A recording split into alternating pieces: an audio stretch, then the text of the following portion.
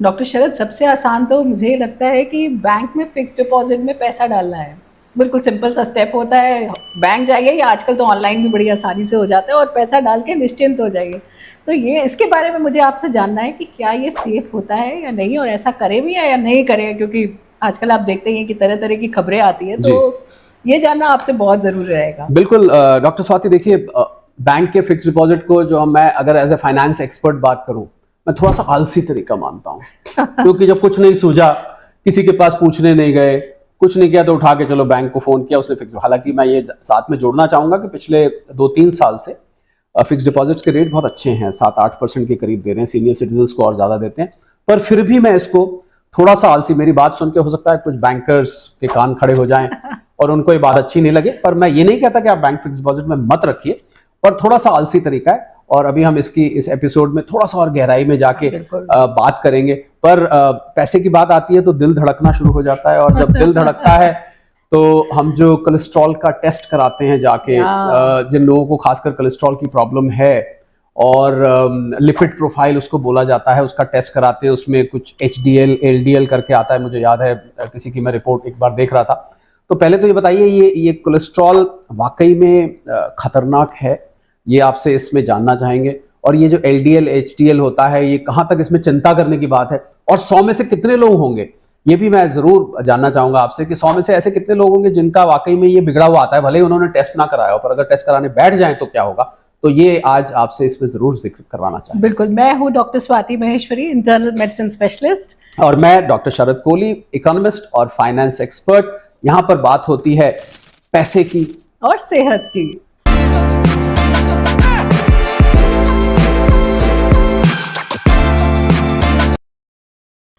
तो आज तो एक तो सबसे पहले मुझे ना आपसे HDL और LDL सुन के बड़ा अच्छा लग रहा है, क्योंकि बहुत कम लोग होते हैं जिनको ये मेडिकल टर्मिनोलॉजीज पता होती है। तो लेकिन ये बात सही है कि जब लिपिड प्रोफाइल सामने आता है तो कुछ चीज़ें ऐसी हैं जो ज़रूर जाननी चाहिए। बाकी तो देखिए रिपोर्ट्स डॉक्टर ही देखेंगे, लेकिन कुछ चीज़ें ऐसी भी हैं जैसे कि टोटल कोलेस्ट्रॉल है। टोटल कोलेस्ट्रॉल जो होता है वो हमारा गुड और बैड शरीर में जितना भी है उस सारे का एक समअप होता है। यानी कि कोलेस्ट्रॉल हमारे शरीर में ऐसा भी है जो कि हमारे लिए बहुत जरूरी अच्छा है, जिसे हम गुड कोलेस्ट्रॉल बोलते हैं, और कोलेस्ट्रॉल ऐसा भी है जिसे हम बैड बोलते हैं, जो हमारे शरीर के लिए अच्छा नहीं है। और आप सुनते ही रहते हैं, और ये दोनों एक साथ चलते हैं, और दोनों एक साथ चलते हैं, और इनका जो बैलेंस है वो बना के रखना हमारे लिए बहुत जरूरी है, क्योंकि बिना कोलेस्ट्रॉल के भी हमारे शरीर में काम नहीं चलेगा। तो ये बात जरूर से समझ के चलने की है। इसी में से जो LDL है वो एक तरह से आप कह सकते हैं कि हमारे शरीर का लाडला है। यानी कि वो हमारे शरीर का जितना भी कोलेस्ट्रॉल आता है हमारे शरीर के अंदर, उसको ले जाके सेल्स के अंदर डिपॉजिट कर देता है और वहां पे जाके स्टोर कर देता है।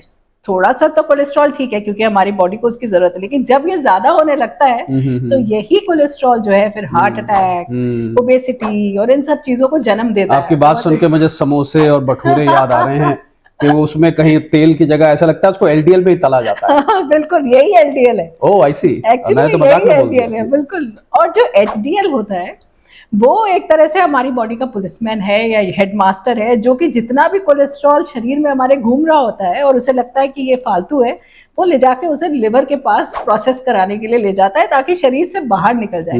तो HDL जो होता है वो हमारे लिए गुड कोलेस्ट्रॉल है। तो अगर आप अपनी रिपोर्ट देख रहे हैं और उसमें आपको दिखा कि HDL अच्छी मात्रा में, जो कि 60 से ऊपर होना चाहिए, तो इसका मतलब कि आपके शरीर में अच्छा कोलेस्ट्रॉल ज्यादा है। और अगर LDL आपके शरीर में ज्यादा दिख रहा है, जो कि 100 से ऊपर नहीं होना चाहिए, तो इसका मतलब कि आप तली बुनी चीजें ज्यादा खाते हैं और आप फैट में ऐसी चीजें ज्यादा खा रहे हैं जो कि हेल्दी फैट नहीं है। तो ये आपको ध्यान रखना बहुत जरूरी है। और चौथी चीज जो आप उसमें रिपोर्ट में देखते हैं वो होता है ट्राइग्लिसराइड्स। तो जितना भी शुगर हमारे बॉडी के अंदर जा रहा है या एनर्जी जिस भी फॉर्म में हमारी बॉडी में जाती है, वो ट्राइग्लिसराइड के फॉर्म में शरीर में स्टोर होती है। तो अगर आप बहुत ज्यादा कार्बोहाइड्रेट्स खाते हैं, चीनी बहुत ज्यादा खाते हैं, शराब बहुत ज्यादा पीते हैं, या आपका फिटनेस लेवल अच्छा नहीं है, तो आपके ट्राइग्लिसराइड्स बढ़ जाएंगे। और ट्राइग्लिसराइड्स बढ़ना सबसे ही बुरा है, क्योंकि ये पैनक्रेटाइटिस तक कर सकता है, हार्ट के लिए बहुत बुरा होता है, और इसी की वजह से हम तरह तरह की परेशानियां देखते हैं। तो ये इस तरह से एक छोटा सा एक सिनॉप्सिस मैं कहूंगी कि है कि अगर आप अपनी लिपिड प्रोफाइल देख रहे हैं तो सचेत हो जाइए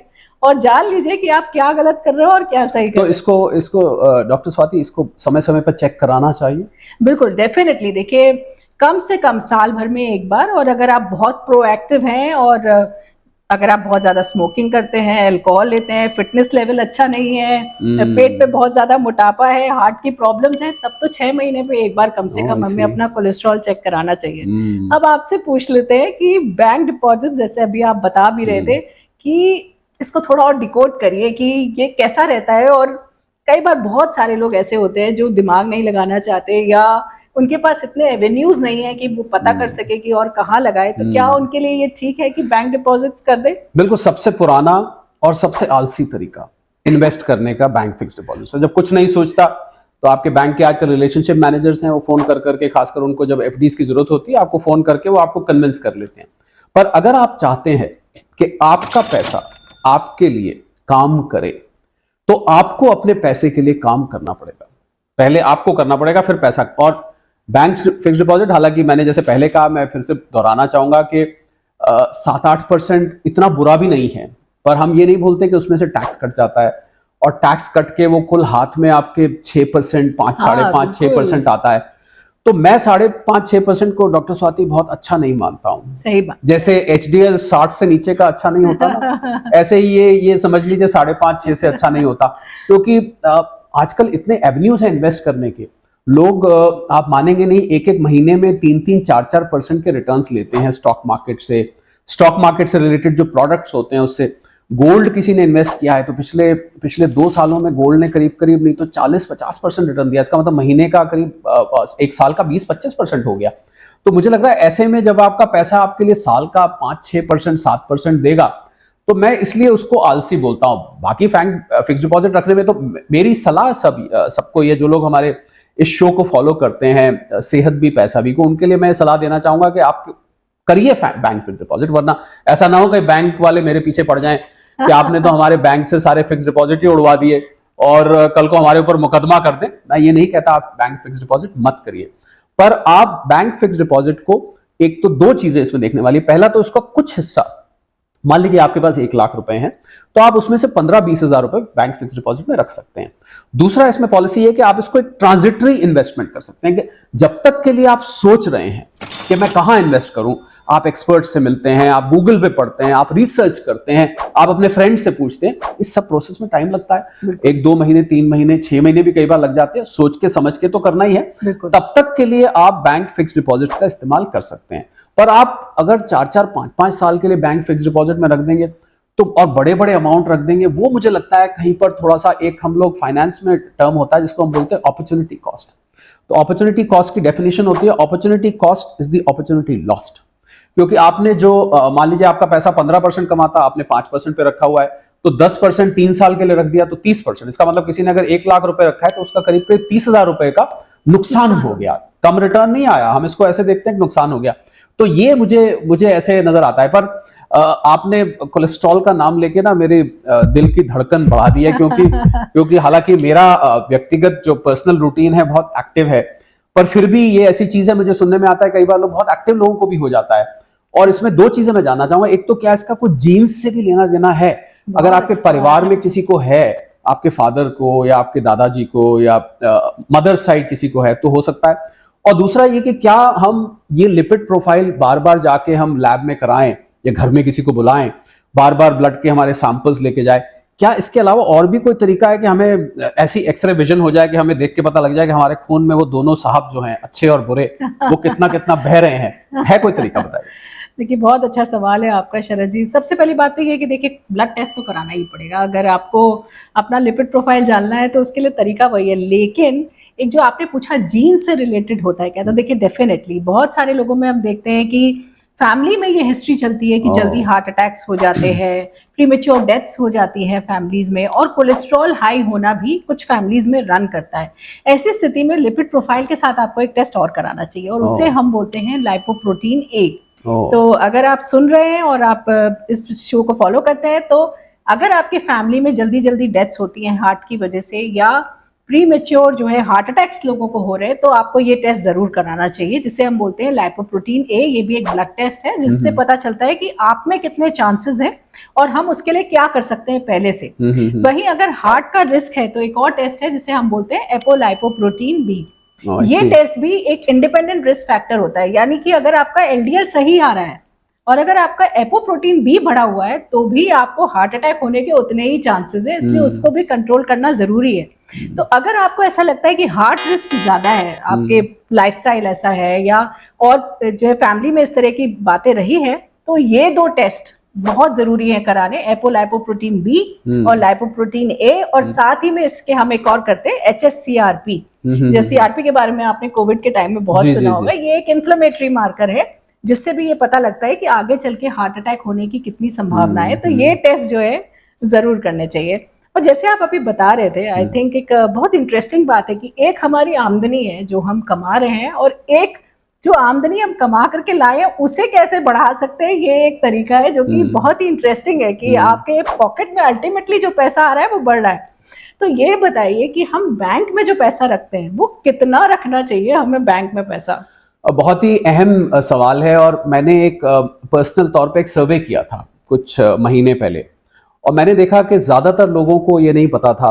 आपको हैरानी होगी, मैंने एक साहब थे उनके बैंक में 35 लाख रुपए रखा हुआ था, एक साहब थे उनके बैंक में 8 लाख रुपए रखा हुआ था। एक दिन से नहीं, उनकी सेविंग्स ही अच्छा खासा कमाते थे, साल से 2-2 साल 3-3 साल से। आप लगाइए सेविंग्स अकाउंट आपको 3.5% 3% के आसपास ब्याज देता है। कुछ एक बैंक्स हैं, स्मॉल फाइनेंस बैंक, जिनके सेविंग्स बैंक के रेट अच्छे हैं, पर ज्यादातर वो ये देता। तो आप देखिए कि आप कितना पैसा अपना वेस्ट कर रहे हैं। हम इसको ऐसे, तो अगर आप इसको थंब रूल की तरह लें तो आपको सिर्फ अपने 1 से 2 महीने के खर्चे जितना पैसा सेविंग्स अकाउंट में रखना चाहिए। मान लीजिए आपके खर्चे मान लीजिए 2 महीने के 2 लाख रुपए, फॉर एग्जांपल 20,000 है, 30,000 है, कुछ भी है, उसको आप एक एटलीस्ट, सभी को पता होता है तो कैलकुलेट करना मुश्किल नहीं है। आपने किराया देना है, घर का राशन पानी खरीदना है, बच्चों की फीस देनी है, या कहीं घूमने फिरने जाना है, जो भी आपने करना है, आपको एक अंदाजा होता है। कुछ क्लैंडस्टाइन कुछ आ जाता है ऑल ऑफ अ सडन, उसका हम जिक्र नहीं करते।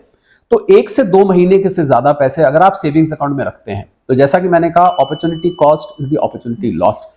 आप अपना नुकसान कर रहे हैं। और लोग तो, डॉक्टर स्वाति सच बताऊं तो इसको नुकसान मानते ही नहीं है। वो कहते हैं कि हमारा पैसा था, 5% कमाते या 12% कमाते, क्या फर्क पड़ता है। पर जब आप उस 7% का डिफरेंस निकालेंगे और उसको आप 1 साल 2 साल 3 साल में ऐड करेंगे, तो आपको सचमुच में, इनफैक्ट आने वाले एपिसोड में हम इसका और गहराई में जिक्र करेंगे कि आप अपना कितना अनजाने में नुकसान कर लेते हैं, और ये पैसा आपके लिए कितना ज्यादा कमा के दे सकता था जिसका आप इस्तेमाल कर सकते थे। तो मुझे लगता है कि बहुत ही चैलेंजिंग है, और बहुत लोगों को, मुझे लगता है डॉक्टर स्वाति के फाइनेंस में और सेहत में, दोनों चीजों में आधी से ज्यादा मुसीबत तो आलस की है कि बस आपको अपने आलस की है, या अपने लिए टाइम ही नहीं है किसी के पास, ना सेहत के लिए टाइम है ना फाइनेंस के लिए टाइम है। शायद यही हमारा ऑब्जेक्टिव है इस शो को लाने का, और आने वाले एपिसोड्स में डॉक्टर स्वाति हम इसके बारे में और इससे संबंधित, इससे रिलेटेड टॉपिक्स में और ज्यादा बात करेंगे। जिस शो का नाम आप मत भूलिएगा, और सब्सक्राइब करना, कमेंट करना, शेयर करना तो बिल्कुल मत भूलिएगा। शो का नाम आप अपने मुंह से बोलें, सेहत मैं बोलूंगा, बाकी आप बोलें। सेहत भी और पैसा भी। फॉलो करते रहिए हमको, और अपने क्वेश्चंस भी हमें अपने भेजते रहिए, हम जवाब देंगे आपके क्वेश्चंस के, और जल्द ही हम लाइव भी आएंगे। इसकी जानकारी आपको हमारे सोशल मीडिया हैंडल से मिल जाएगी, और तब हम आपके सवाल बिल्कुल 1 to 1 लेंगे और आपको उनके जवाब देंगे। और एक चीज और मैं जोड़ दूं जाते जाते, ये जो आपने टेस्ट बताए थे, कुछ टेस्ट तो मुझे भी याद रखने में दिक्कत हो रही थी, तो अगर आपको ये टेस्ट नहीं याद रहते हैं, आप कमेंट बॉक्स में लिख के दोबारा से डॉक्टर स्वाति से इन टेस्ट के बारे में पूछ सकते हैं, क्योंकि बहुत टेक्निकल टर्म्स थे। मैं भी कोशिश कर रहा था याद करने की, पर नहीं हो रहे थे, फिर मैंने सोचा मैं बाद में आराम से आपसे पूछ लूंगा। बिल्कुल देखते रहिए, जुड़े रहिए, सब्सक्राइब करते रहिए, शेयर करते रहिए और कमेंट करते रहिए। बिल्कुल, सेहत भी पैसे भी।